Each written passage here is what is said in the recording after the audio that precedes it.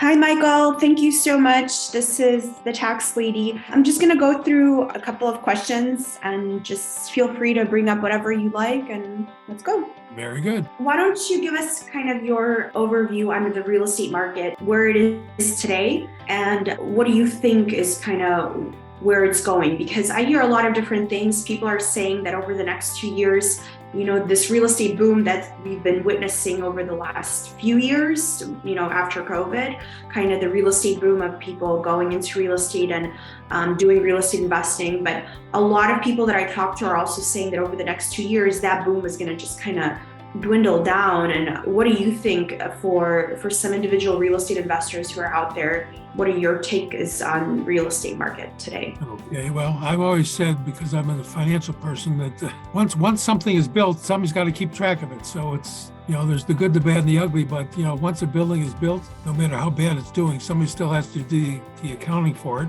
But the best opportunities in the real estate market over the last 40 years has been in the down. When the market is kind of fuzzy, opportunities are created during uncertain times. I'm sure everybody knows about Sam Zell, who unfortunately just passed away, but they used to call him the grave digger. He always bought when everybody else was selling. So, there's certain areas of the market are booming right now. Obviously, there's a need for housing, the apartment markets, and there's a shortage of single family homes. Retail is kind of sort of upticking a little in certain areas.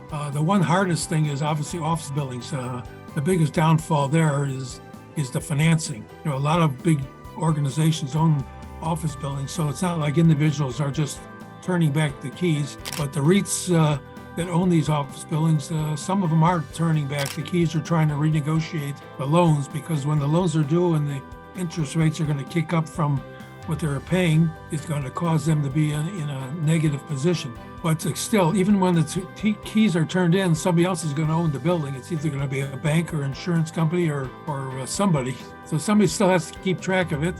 Somebody still has to try and do the leasing. Somebody has to manage it. Somebody has to help refinance it. So there are opportunities in all areas.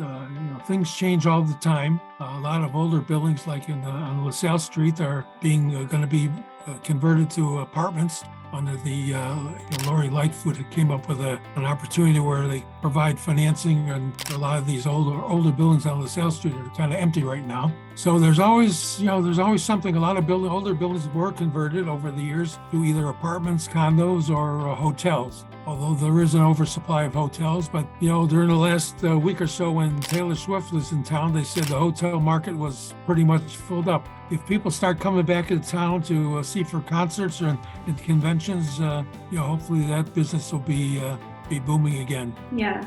So there's opportunity. It's just a matter of how you take advantage of that opportunity, because, right, with interest rates going up, and that's why I like to ask people who are in the real estate industry, interest rates going up, a lot of investors are either, they're not purchasing right now, or they're not acquiring as many properties as they were, as they're waiting for the interest rates to flatten out a little bit. Or, if they are purchasing, they're looking at it from this like, oh, it's only 6.5%, or it's only 7%. They have the resources to cover, even the interest payment that they have to make every month. So it depends on the investor and what their investment company looks like, because I have talked to investors who are delinquent on their loan payments. And, because of that, they need somebody like you or me to come in and help them renegotiate some of the debt that they have acquired over the years and bring liquidity back into their business. So I think there's a lot of opportunity there as well. Well, true. When I first started in the 70s, interest rates were in the double digits, and we were building. Like the company I was with, we had over $1 billion worth of development. So give a developer money and they'll develop. Doesn't matter what the rate is. Yeah, definitely. But back then, inflation cured a lot of things. And again, inflation is high now. So, just like when you go to the restaurant, the prices on the menu or the grocery store are going up. So rents will go up. I mean, people are being coerced into going back into the office, even though it's 3 days a week. A lot of companies are repositioning where they're going to have smaller offices space in the loop, but they're going to have branch offices in the suburbs where people are living and they still can go into work. So Yeah. there's a reshuffling of everything. Yeah, definitely. Technology is creating a lot of changes in the world, but as we over the last 100 years, the world has changed many times. So things will change and things will correct itself. And like I say, the best time to buy real estate is when no one else wants to buy it. Okay, that's good.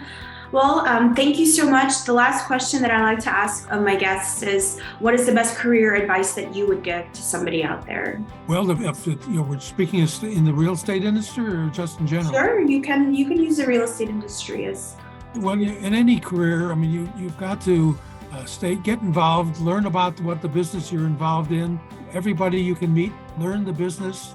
Being a bean counter in the back room is not going to get you to grow in your area. The more you know about the business you're involved in, the better off you're going to be. Networking is important within the organization and outside the organization.